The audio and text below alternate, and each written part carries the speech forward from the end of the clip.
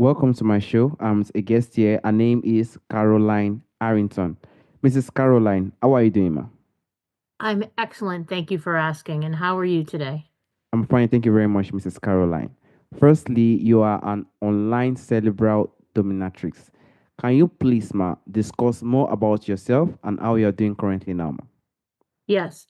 Um, so I have worked as a cerebral dominatrix for more than 15 years.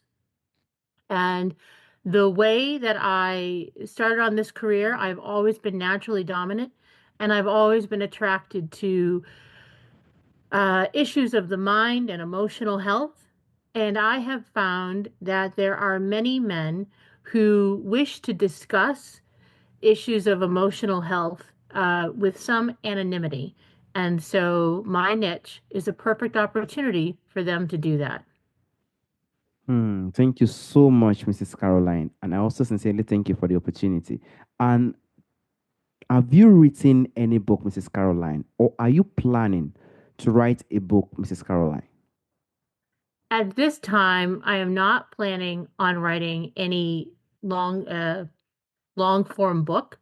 I do regularly blog on my website, Cerebral Dom, about different issues that pertain to usually a men's emotional health in some form or another. Thank you so much, Mrs. Harrington, Caroline. And firstly, I would like to dive to the point of imposter syndrome, Mrs. Caroline, and how it also, manifests in men today. How can you please, Mrs. Caroline, define imposter syndrome, and how do you think it uniquely manifests in the men, ma? That's a very good question to start with. So, imposter syndrome is a psychological pattern in which individuals, men, doubt their accomplishments and persistently fear being exposed as fraudulent, despite clear evidence of their skills and their achievements. Those suffering from imposter syndrome are often convinced that they do not deserve success that they have attained. Now, so that is a definition that I use for imposter syndrome. When it comes to how does it manifest itself in men in a unique sense, there are facets that we have to look at due to societal expectations and gender norms. In slipping away from men for a moment, in the late 20th century, women underwent an evolution in what was available to them professionally, financially, in government, in sports, their roles in family and relationships. Men have yet to experience this type of evolution. Because of that, men more often than women feel the need to conform to societal norms and mores. This creates an environment with unrealistic self expectations for men. This is one of the foundational points of where imposter syndrome grows out of. So, what are some of these issues that men face? And they're usually um, they put this on themselves. Pressure to succeed. Men often feel an intense pressure to succeed and provide. This has been a long-standing issue in society and in history. So, with this kind of pressure, this can lead to feelings of inadequacy if a man believes they're not meeting these expectations. With that, men, unlike women, are very reluctant to seek help. Due to traditional masculine norms, men may feel less likely to seek help or to admit they're struggling, which can exacerbate feelings of feeling like an imposter.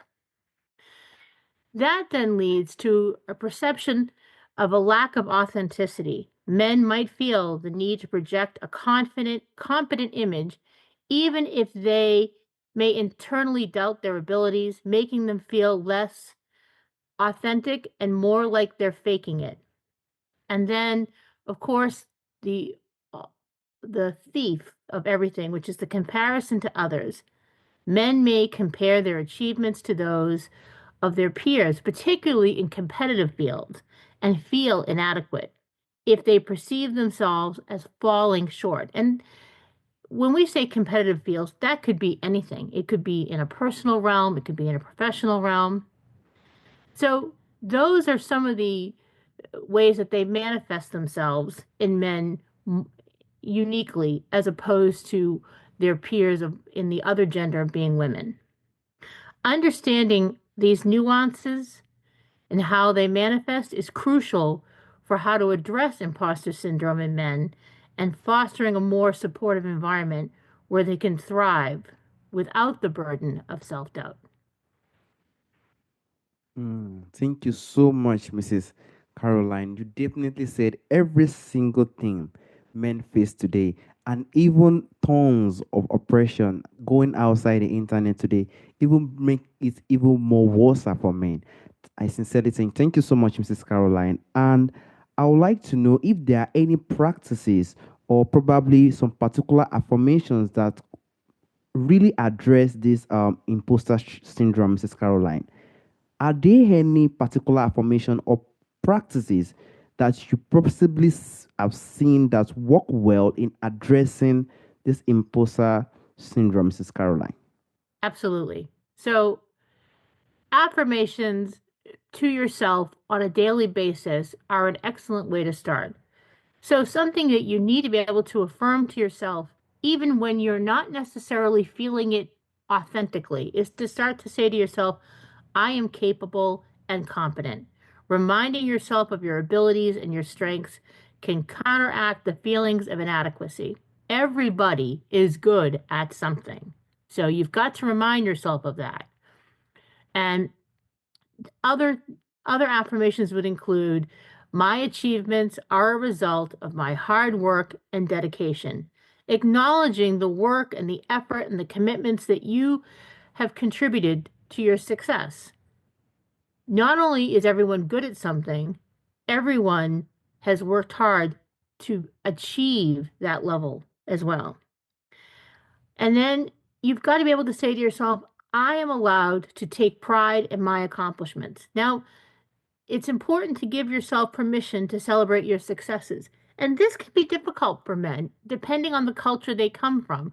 Some cultures uh, promote humility and humbleness. And so there's this an opportunity there where the society will say to a man, you're not allowed to take pride in your accomplishments. But you need to be able to say that to yourself if you are struggling with imposter syndrome.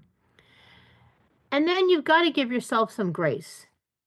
And using the affirmation, everyone makes mistakes, and the mistakes do not define my worth. Embracing the idea that errors are part of the learning process and do not diminish your value at all.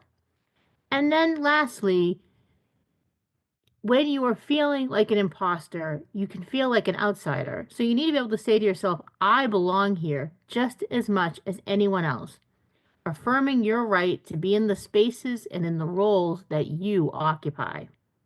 So, those are some of the affirmations that I encourage men who are struggling with imposter syndrome to use. Thank you so much, Mrs. Caroline.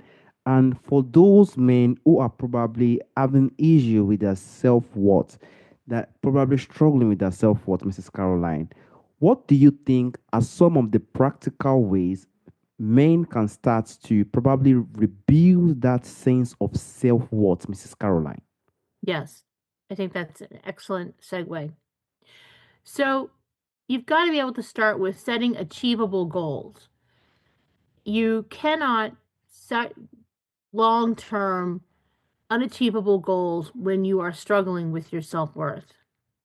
You need to start by setting small, realistic goals and celebrate each achievement. This will build confidence and provides a sense of accomplishment. And at the beginning of your journey, that's very important. You have to also practice self reflection, taking time to reflect on your strengths and past successes. However, you want to acknowledge them, whether you say it out loud to yourself, write them down, and revisit them regularly to remind yourself of your capabilities. You have to practice some self compassion. Almost all people from almost every culture has taught been taught to have compassion for others, but we're not always taught to have self compassion. So you need to treat yourself with kindness and understanding and acknowledge that everyone makes mistakes and that these do not define your worth. You also need to engage in activities that you enjoy. Pursue hobbies, sports, activities, whatever brings you joy and fulfillment. These can boost your mood and reinforce a positive self image. And also, I would encourage men who struggle with low self worth to seek support. Surround yourself with supportive relationships, friends, family, mentors who can provide encouragement and perspective. That's important. You don't want to operate in a vacuum. Consider joining maybe a support group or seeking professional help if necessary. So, those are some of the practices that will help someone move forward who needs to improve their self worth. Hmm, that's well said. Thank you so much, Mrs. Caroline. And I remember you said men find it difficult to communicate their struggles, personally to people because they could probably feel like it could be a sign of maybe probably a weakness or stuff like that. And I would like to ask Mrs. Caroline if there is any way you can say men can communicate their struggles, even probably their issues with probably maybe their loved one, their partner, or someone they possibly feel they are very close to in a very constructive way, ma. Absolutely. So I think initially you have to set the table. You've got to choose the right time, finding a calm moment when there's no acrimony or tension, finding a time when both you and the other individual are relaxed and not preoccupied with other stresses, and avoid discussing the sensitive issues during heated moments. So, not when you're not getting along, but finding that right moment to be able to bring up your own struggles with your self worth to your partner. I think also the next thing is you're going to have to be vulnerable, and that can be very difficult for men. But you've got to be vulnerable, express that vulnerability, be honest and open, sharing your feelings openly and honestly, letting your partner know what you're struggling with and that it's difficult to talk about, and using statements that focus on the I. For example, I feel inadequate when, instead of saying, you make me feel like X. You're owning what your issues are. In that same conversation, you need to be specific. Describe your experience. Provide specific examples to situations or thoughts that contribute to your struggles with self-worth. This will help your partner understand your perspective. Share your needs with them as well. Communicate what kind of support or understanding you need from them. For instance, saying, I need reassurance, or I appreciate it when you communicate this to me. Those are great ways to move the conversation forward. In the same vein, avoid blame. Focus on your feelings, ensuring that the conversation doesn't turn into a blame game. Emphasize your struggles are internal and not your partner's fault. In that same category, you want to stay constructive.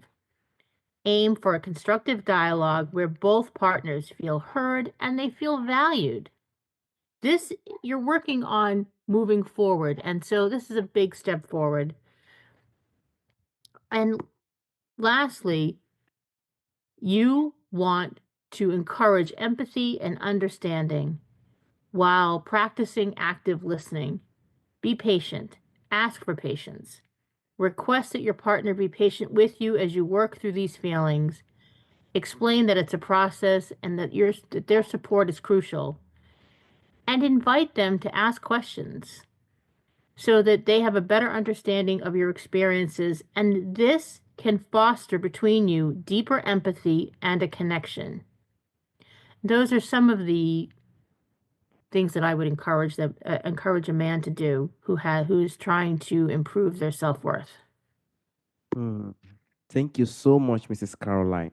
And I personally believe, well, I might not be correct, that you might have worked with several men from the experience you've had. And what do you believe that surprised you the most about the emotional life of men you've encountered, Mrs. Caroline? So I would tell you that one of the things that I have found most surprising is the loneliness that men experience and the isolation that they feel. Women are socialized from a very young age to engage socially. Women have a much easier time at making social connections at all points in their life. Men, as I have seen in the men I've worked with, do not, especially as they grow older. Men can become isolated as they grow in their professional capacity and leadership roles. There may be less opportunities there for authentic camaraderie. They may experience loss of a partner through death or dissolved relationships. And whereas women are much more uh, adept at going out and creating new social relationships, men, as social relationships fall away, tend not to go back out and make those connections. And so, what has struck me is that men become a little emotionally stunted as relationships fall away, creating that isolation and loneliness. Because if you don't have those interactive relationships, you stop practicing those skills, and that will help as we pull away and we become isolated. We're operating in a vacuum. We don't have other people's perspective and we don't have their support, and that can really chip away at your emotional well-being. Loneliness can be the fertilizer for self-doubt and low self-worth and self-loathing. That's been my experience.